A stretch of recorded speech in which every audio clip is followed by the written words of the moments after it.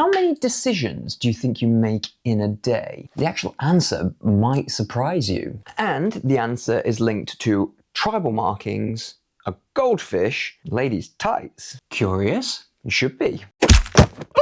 Welcome! If you're new here, my name's Simon Lance and I'm the founder of Vault 7 Agency, and I've got over 20 years working with startups through to billion-dollar valuation brands, helping them shape consumer preferences. Okay, so how many decisions do you actually make in a day? The answer is on this piece of card. And I've really blown the production budget on this one. 35,000. That's how many conscious decisions a human makes on average per day. How many unconscious decisions do we make as humans on average per day? Well, the size of the card should give it away. 2 million plus. The actual answer isn't known, but it's estimated at many millions of unconscious decisions made every day. Great marketing can optimize towards relationships by understanding these unconscious triggers. They're incredibly potent. Okay, so let's get into it. 35,000 conscious decisions to 2 million plus unconscious decisions. That's almost 6,000% more unconscious than conscious decisions made per day. Yet we act like all our decisions are made on sensible logic. Here's the secret. It's impossible. There are so many influencing factors at play in our decision making that we aren't aware of. Cognitive effort, thought, takes enormous energy. So it's no surprise that most of our decision making is automatic. And a lot of this we're happy to pass off to automatic decisions like remember to breathe, remember to blink. But it goes much broader towards our preference of choice. Most of what feels like choice to us are actually the byproduct of habits and learned associations. And understanding this is powerful because many miss it, but it also makes it really hard to believe. So far as I can tell, there are 3 core areas that we as brands need to understand so we know what's going on and how to build a strategy around them. The first is the mere exposure effect. Defined as repetition of exposure shapes preference. Simply seeing or hearing something often makes us like it more. Evolutionary speaking, familiarity was a reliable heuristic for safety and trust and convenience. Your brain learned, I've encountered it before, like common faces, tribal markings, food types, etc.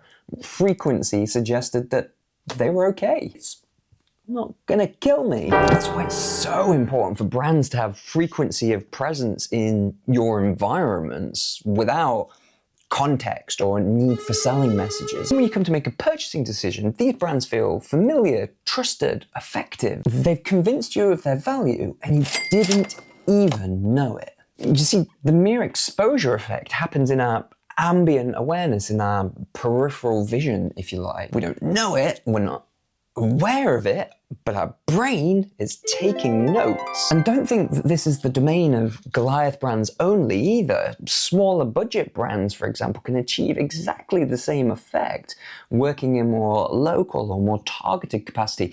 At its base level, the mere exposure effect is about us liking a thing. When it comes to believing a thing, we're more inclined towards the illusory truth effect.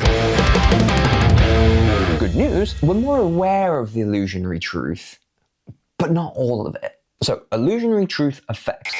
This means the more we encounter a message, the more our brain treats it as true and reliable. We're aware of the message, we're consciously giving it attention, but again, we aren't aware that we're being influenced so significantly by it. A great example of this in practice, we've probably all heard and believe that goldfish have a 3-second memory, a commonly held belief.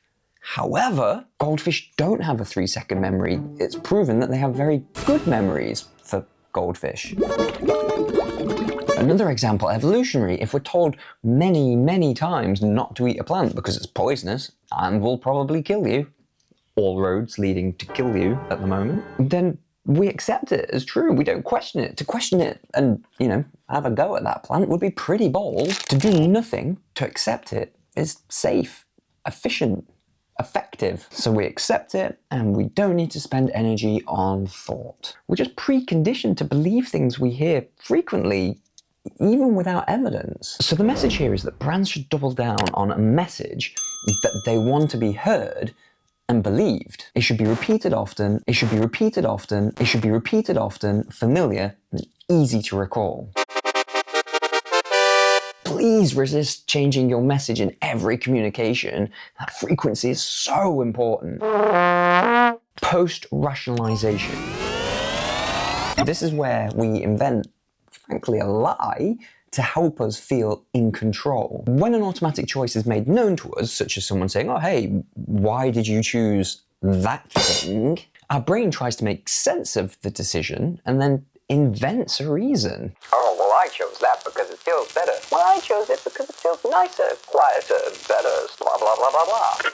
We want to feel like we've controlled our environment, made a logical, conscious choice, but in reality, a large amount of it will be down to the mere exposure effect and the illusionary truths we've absorbed. And it's because of this that it makes it really hard to accept, admitting we're not always in control. We've likely all made decisions at home or at work, wherever, that were just a gut feel. It felt familiar or popular, and then we've post-rationalized to our peers, even to ourselves, and put data to it or some sort of insight or more of a logical reasoning as to why we made that decision. And as if to highlight this, there was a study that I read by Nisbet and Wilson, I think it was done some time ago, that involved asking participants what type of ladies' tight or stockings or pantyhose, depending on where you are, they liked the most, and they were sort of set out in front of them. I think there was 3 sort of set on the table. All the participants gave very logical,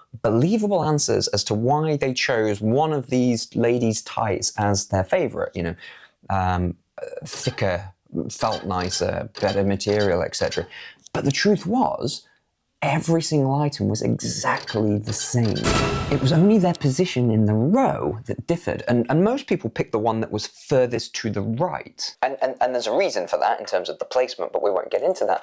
But the interesting thing was, like I say, most people gave really compelling reasons as to why they chose that particular item, fit, feel, etc., etc. In reality, this was just post-rationalization. They picked it because it was third in the row, there was no difference between the others, but they needed a logical explanation to themselves and to somebody else of why they chose it. They needed to be in control of that decision. Now, I'm far from an expert on these matters, and it's part of a much bigger picture, but I think it's cool nonetheless.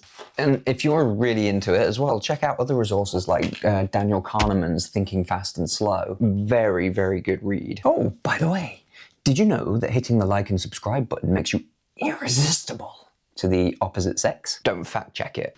Maybe I'm just working an illusionary truth into your day. So, until the next time I find something interesting to share, a pleasure.